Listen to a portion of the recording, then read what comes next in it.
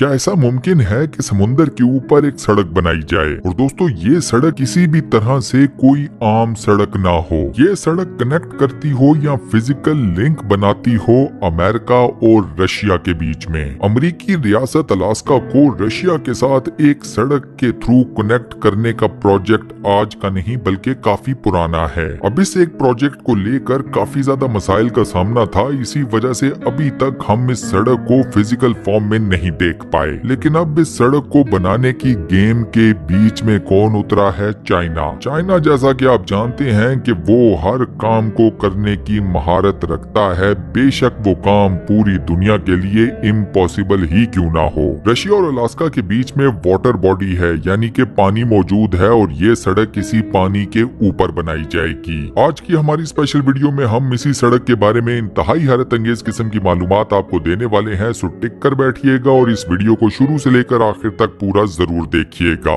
तो चलिए फटाफट शुरू करते हैं। एक जमाना था जब रशिया और नॉर्थ अमेरिका आपस में जुड़े हुए थे, लेकिन फिर जमीन के ऊपर तब्दीलियां आई और ये दोनों कॉन्टिनेंट से एक दूसरे से अलग हो गए। इस जगह के ऊपर पानी आया और इस पानी ने क्रिएट किया द बेरिंग स्ट्रेट। अब ये वाटर बॉडी ही वो बाउंड्री है जो कि रशिया और अलास्का को एक दूसरे से अलग करती है। अब रशिया और चाइना मिलकर इसी बेरिंग स्ट्रेट का इस्तेमाल करते हुए यहाँ पर एक टनल बनाना चाहते हैं। इस टनल के ऊपर खर्चा तो आएगा बिलियंस ऑफ डॉलर्स का, लेकिन ये टनल बेरिंग स्ट्रेट को, रशिया को और अमेरिका को आपस में इंटरकनेक्ट कर देगी। अब ऑब्वियस सी बात है, जब ये टनल तामीर हो जाएगी तो ये दुनिया की सबसे लंबी टनल होगी। टेक्निकली ये टनल मियामी को केप टाउन से जाकर बाय रोड कनेक्ट करने की सलाहियत रखती होगी। बेरिंग स्ट्रेट का टोटल एरिया है 83 किलोमीटर्स का। यहाँ पर पानी की डेप्थ तकरीबन 50 मीटर्स है, जो कि बिल्कुल भी ज्यादा नहीं। इस वाटर बॉडी के ऊपर दो बड़े साइज के जजीरे हैं जो कि इस वाटर बॉडी के बिल्कुल मिडल में मौजूद हैं, यानी कि दरमियान में। अमेरिका और रशिया के बीच में बनने वाली ये क्रॉसिंग सिर्फ और सिर्फ तिजारती पर्पस के तहत बनाई जा रही है।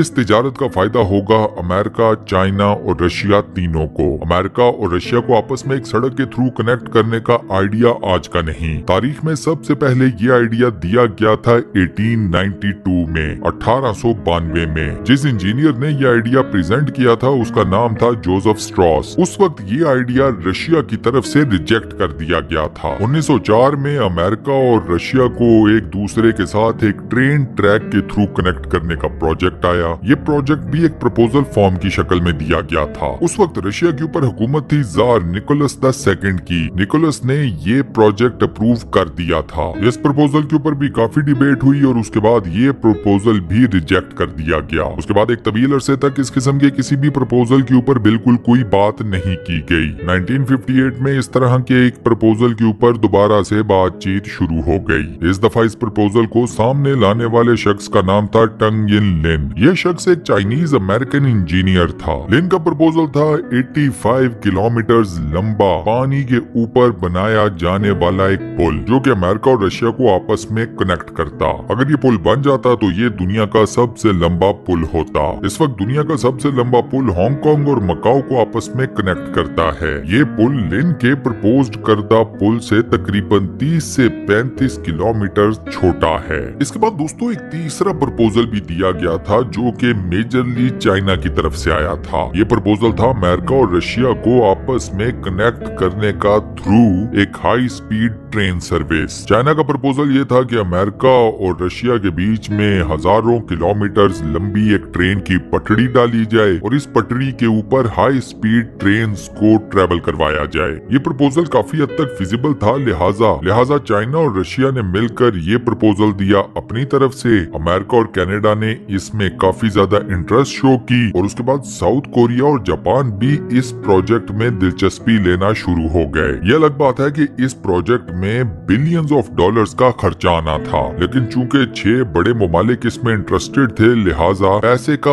उस तरीके से प्रॉब्लम नहीं था। बेरिंग स्ट्रेट के एरिया के ऊपर आइदर कोई ट्रेन सर्विस चलाई जाती या फिर कोई सड़क बनाई जाती। दोनों काम किसी पुल के तहत ही हो सकते हैं। यहीं पर आकर ये सारे के सारे प्रपोजल्स काफी ज्यादा ट्रिकी हो जाते हैं। ये एरिया ऐसा है दोस्तों कि जहाँ पर टेम्परेचर्स काफी ज्यादा एक्सट्रीम हैं, यानी कि शिद्दत है टेम्परेचर में। यहाँ पर सर्दी बेतहाशा पड़ती है। इस वाटर बॉडी में आइसबर्ग्स तो नहीं नहीं बनते, लेकिन बर्फ के बड़े बड़े टुकड़े पानी के ऊपर जरूर तैरते हैं। अब इस वाटर बॉडी के ऊपर कोई सड़क बनाई जाती है या फिर कोई टनल या फिर कोई ब्रिज। ये बर्फ के टुकड़े उस सड़क को, उस टनल को और उस ब्रिज को काफी हैवी किस्म का नुकसान पहुंचाने की फुल कैपेसिटी रखते हैं। इसके अलावा कंस्ट्रक्शन में जो मटेरियल इस्तेमाल होता है, मिसाल के तौर पर लोहा, शदीद सर्दी के मौसम में इस लोहे को जल्दी जंग लगने का खतरा वो अपनी जगह अलग से। एक और मेन इशू है डेवलपमेंट का। जिस जगह अमेरिका और रशिया को आपस में फिजिकली कनेक्ट करने की बातें की जा रही हैं, उस इलाके में ना तो रशिया की तरफ इतनी ज्यादा डेवलपमेंट है और ना ही अमेरिका की तरफ। इस इलाके में अगर रशिया की बात की जाए तो यहाँ से जो करीब तरीन रेलवे ट्रैक रशिया के अंदर मौजूद है वो 3 से 4 हजार किलोमीटर दूर है। रशिया में इस एरिया के करीब तरीन हाईवे जो कि अभी डेवलपमेंट फेज में है, यानी कि बन रही है, वो 400 किलोमीटर दूर है। सेम यही हाल इस एरिया में अमेरिका की तरफ भी है। अमेरिका की साइड के ऊपर इस एरिया के करीब तरीन रेलवे ट्रैक और नेशनल हाईवे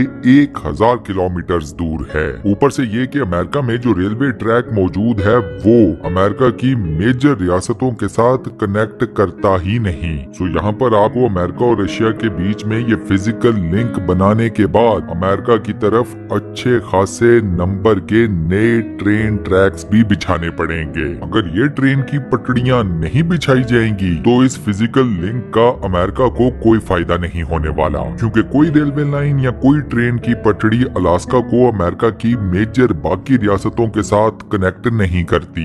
ये सब और दीगर कई किस्म के लॉजिस्टिकल मसाइल हैं जिनकी वजह से अभी तक ये फिजिकल लिंक डेवलप नहीं हो सका, यानी कि अमेरिका और रशिया को फिजिकली कनेक्ट करने वाला पोलन नहीं बन सका। टाइम का भी इशू है। बाय एयर अगर आप अमेरिका से रशिया या रशिया से अमेरिका ट्रेवल करते हैं तो उसमें कम टाइम लगता है। इस ब्रिज के बनने के बाद अगर आप बाय रोड ट्रेवल करते हैं या फिर किसी ट्रेन ट्रैक के थ्रू, आपको टाइम अच्छा खासा लग जाएगा। सो ये फिजिकल लिंक बनने के बावजूद लोग शायद ही इस फिजिकल लिंक का फायदा उठाएं। ये फिजिकल लिंक अगर यूज होगा तो सिर्फ और सिर्फ तिजारती मकासद पूरे करने के लिए। अब देखना ये होगा कि आने वाले कुछ सालों में अमेरिका, रशिया और चाइना इस एक प्रपोजल को लेकर किस तरीके से काम करते हैं। ये पुल फिजिकल हालत में बनाया जा भी पाएगा या नहीं। और इसी के साथ दोस्तों हम अपनी आज की इस वीडियो को यहाँ पर करते हैं दी एंड। आज की ये वीडियो आपको कैसी लगी, वॉइस ओवर कैसा लगा, मुझे नीचे कमेंट सेक्शन में जरूर बताइएगा। वीडियो को बंद करने से पहले आपसे एक छोटी सी रिक्वेस्ट, और वो ये कि अगर आपने अभी तक हमारे इस चैनल को सब्सक्राइब नहीं किया हुआ तो बराए मेहरबानी चैनल को सब्सक्राइब जरूर कर लें और साथ बने हुए बेल के आइकन को लाजमन प्रेस कर दीजिएगा। बाकी अपना बहुत ख्याल रखिएगा। इंशाल्लाह मुलाकात होती है किसी नई बेहतरीन